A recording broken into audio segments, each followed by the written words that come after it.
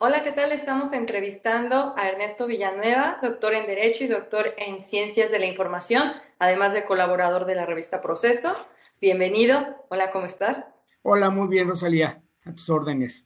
Estamos aquí para que nos amplíe la información sobre el posible conflicto judicial por la forma de presentar la serie Historia de un crimen, La Búsqueda, basada en un célebre caso ocurrido en el Estado de México en el año 2010 y que el viernes 12 se estrenó en Netflix. Eh, la primera pregunta que me gustaría que nos compartieras es decirnos cuáles serían esos vacíos legales que los productores de Netflix no tomaron en cuenta para poder usar los nombres reales de las personas involucradas en este caso que fue muy controversial en su momento. Mira, yo creo que hay tres cuestiones que quisiera precisar en la respuesta. Uno, generalmente las empresas productoras como Netflix o cualquier otra tienen lo que se llama descargo de responsabilidad o disclaimers, que se llama en inglés, en donde se hace una anotación y se dice, bueno, esta historia está basada en hechos reales, sin embargo, se cambiaron situaciones y nombres para evitar para efectos de dramatización y evitar la afectación de derechos de las personas involucradas. Esto es, digamos, como una medida de seguridad. Dos, y segundo, actúan efectivamente y retiran los nombres, aunque ya la gente sabe de qué se trata. Y tercero, son muy cuidadosos en el señalamiento de la narrativa, de las situaciones que se van revelando, sobre todo cuando es una cosa todavía, en este caso más bien que no fue comprobada, que no está soportada en datos, en documentos, en fuentes verificadas o verificables, pues con mayor razón tienes que utilizar un mecanismo de seguridad como lo que se llama este disclaimer o descargo de responsabilidad. ¿Habría una salida legal para Netflix, la productora Dynamo, los guionistas y los productores ejecutivos en caso de algún tipo de demanda de daño moral, como lo comentabas en tu artículo publicado el miércoles 17 en Proceso Digital? Claro, mira, yo creo que lo que yo haría si estuviera en la parte de Netflix es argumentar que las personas que aparecen en la historia voluntariamente decidieron ellos hacer pública su vida privada y que en este caso pues deben sujetarse a esa circunstancia y deben por tanto soportar esa intrusión en sus derechos de la personalidad. Yo creo que por ahí van a buscar o buscarían darle una salida verosímil. Sin embargo, sí, en las circunstancias como están, se vuelve complicado, porque lo que no hizo en esta ocasión Netflix, como sí lo ha hecho en otras ocasiones, por esto es lo llamativo de este caso, es en el disclaimer o descargo de responsabilidad, primero lo hace de manera inusual. Dice que va a cambiar algunos nombres de personas privadas. No sé qué quiso decir con eso, pero al ver uno la serie pone los nombres y los dos apellidos, o sea, para que no hubiera duda de que se trataba de las personas involucradas. Entonces, ya el argumento que a veces se utiliza en otras series, y eso lo podemos ver, es que generalmente pones pues el apodo, entonces siempre si en el caso tuyo, ¿no? Que Rosalía, pues yo pongo Lucía, entonces ya no es, aunque sepamos que eres tú y yo y otros más, tú no puedes acreditar que tú eres Lucía la que está ahí, ¿no? Entonces, generalmente tienes ese tipo de salvaguardas jurídicas y es precisamente eso, quizá me faltó responderlo en la otra pregunta, esto es lo que carece precisamente la serie y sobre todo al poner en boca de un personaje ficticio, que es en este caso la reportera, y por tanto se entiende que es una imputación o una expresión o una afirmación de la producción, pues toda una serie de datos de lo que sucedió entre cámaras, ¿no? Y de elementos que, por un lado, no contribuyen a narrar la historia, segundo, que generan desde mi punto de vista, una afectación a la persona, a los derechos de la personalidad, honor, vida privada, propia imagen, etcétera, de quienes aparecen ahí, que me resulta para mí innecesario y se hubiera podido contar de otra manera. Esta sería lo que estás diciendo, esta sería la invitación implícita para una eventual demanda, ya sea en México o en Estados Unidos.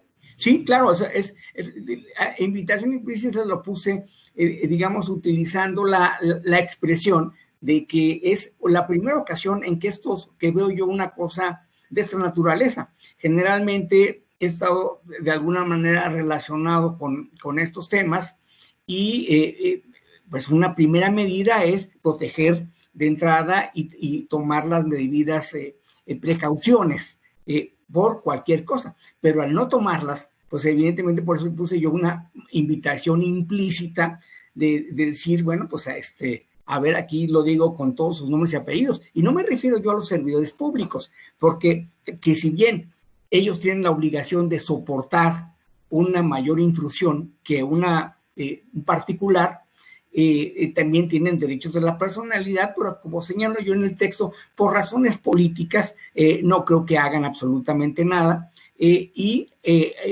también porque jurídicamente pues sería cuesta arriba, y sobre todo en esos momentos preelectorales. Ahí yo no veo que haya mayor complicación, sino más bien en la familia involucrada en este caso y en algunas de las personas cercanas al mismo. Refiriéndonos precisamente a esto, hablando del honor, la vida privada, los derechos a la imagen, a la dignidad personal, en el caso de hablar de las niñas, de la hermana de la niña involucrada en este caso, y dar sus nombres, ¿eso qué implicaría? ¿Qué afecta a los derechos de la niñez, por ejemplo? ¿O tiene alguna implicación legal, moral? No, bueno, tiene una implicación legal porque existe en México, a partir de la reforma constitucional del 2011, se reformó el artículo 1 de la Constitución y particularmente se introdujo un segundo párrafo en donde las convenciones y tratados internacionales en materia de derechos humanos forman parte ya integrante de la Constitución. Entonces ya se aplica directamente en ese nivel, es decir, son normas constitucionales y tenemos ahí pues distintas convenciones de protección a las niñas y a los niños, y existe el famoso principio del interés superior de la niñez.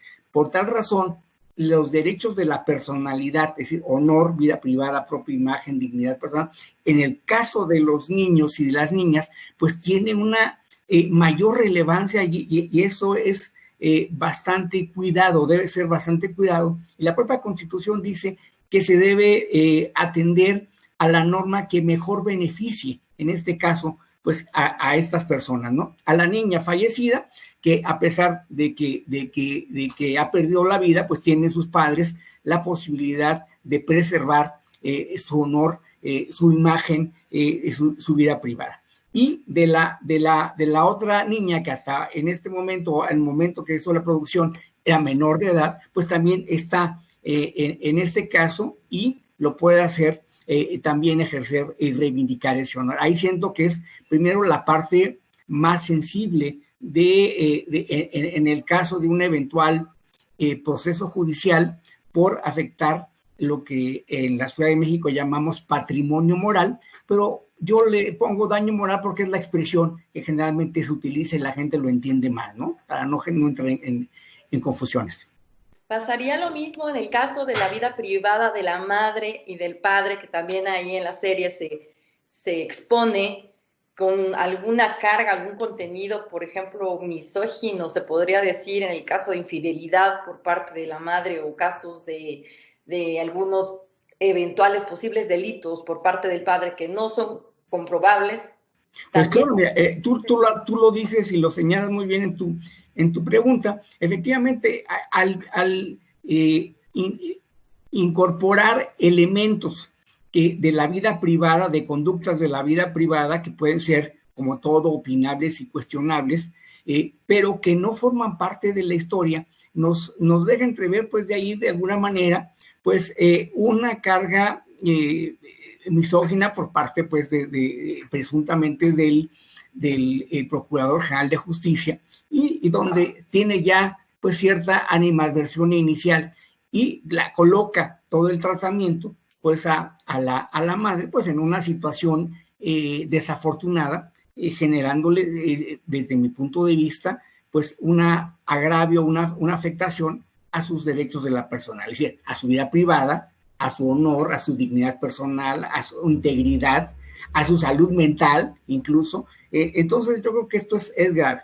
En el segundo, y todavía me parece más grave, en el segundo caso, en el del padre de la menor fallecida, bueno, pues ahí se señala, según la historia, con su nombre y apellido, repito, que él supuestamente dice: yo les ayudo a encontrar el cuerpo de la niña y si ustedes me ayudan a mí, es decir, en donde presume que fue parte de o que no fue ajeno a la muerte de la menor. Eso por un lado, que eso me parece una acusación muy grave que no se puede sustentar, ¿no? Evidentemente no está en el expediente, no hay fuentes que afirmen que esto haya pasado, no lo señala ahí, lo ponen en boca de un personaje, y este personaje, al ser ficticio, la que es quien juega como reportero, hace el papel representa el personaje de reportera, pues en realidad es la productora, los guionistas y todos los que hacen esa imputación.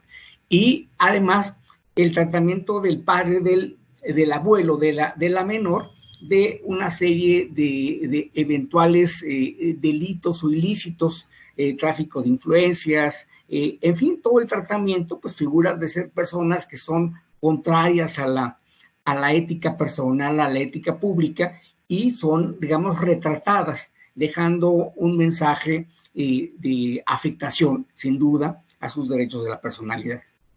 Con esta narrativa y de lo que estamos hablando ahorita, ¿considera que este tipo de información que es de la vida privada de las personas involucradas es de interés público? No, yo creo que no. Yo creo que el tema es de interés público, sin duda. O sea, eso está fuera de discusión, el tema es de interés público. Sin embargo, estoy convencido de que hubieron o pudieron haber caminos distintos al observado en este caso. Si tú lo vas a hacer una cuestión documental, periodística, bueno, pues ahí sí poner los nombres, pero tienes que tener las fuentes, tienes que tener los soportes documentales, grabaciones, es decir, que te dé elementos.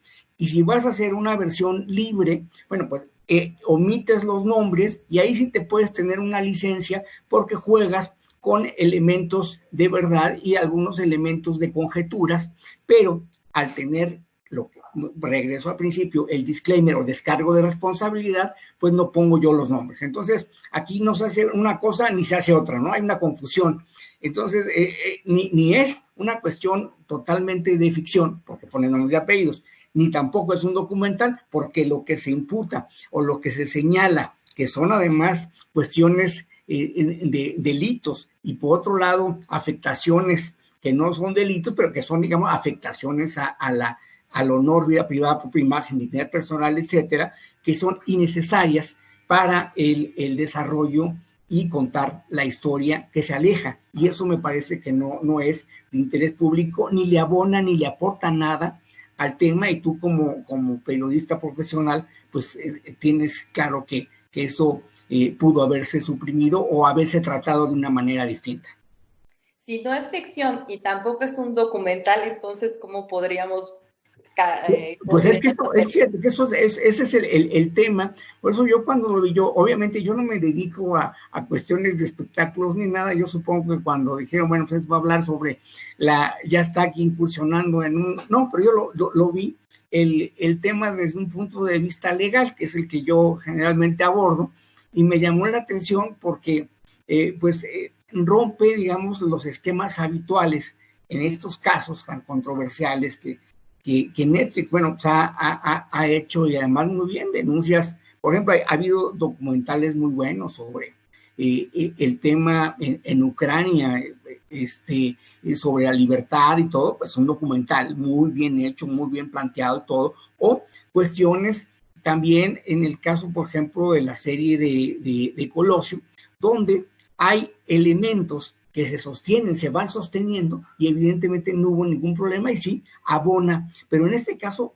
al no cuidar estos elementos, me sorprende, porque estamos en una situación en donde no es ni una cosa ni es otra, sino es ahí una especie de, ¿qué te podría decir? Pues de una figura atípica que no es ni ficción ni realidad, sino que es una mezcla de las dos cosas, y lo cual pues tiene ese riesgo de hacer este tipo de ejercicios que no son, repito, ficción, y tampoco es un ejercicio de periodismo de investigación, ¿no? En modo alguno.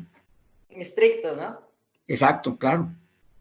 En este caso, con estas consideraciones, ¿qué pasa con los derechos a la protección de datos personales, el derecho a la vida privada, el derecho al olvido? ¿Nos podría ampliar esa información? Sí, claro que sí. Mira, aquí...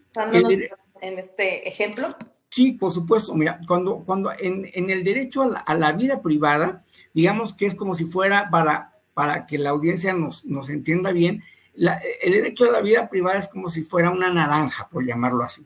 Y de esa naranja, los gajos de la naranja, ya que le quitamos la primera parte de la piel, pues hay un gajo que son los datos personales, es decir, son los nombres y registros que obran en bases de datos, ya producto o digamos una ampliación o una especificación en función del desarrollo de las nuevas tecnologías de la información. Entonces, estas bases de datos pues están en los bancos, están en distintos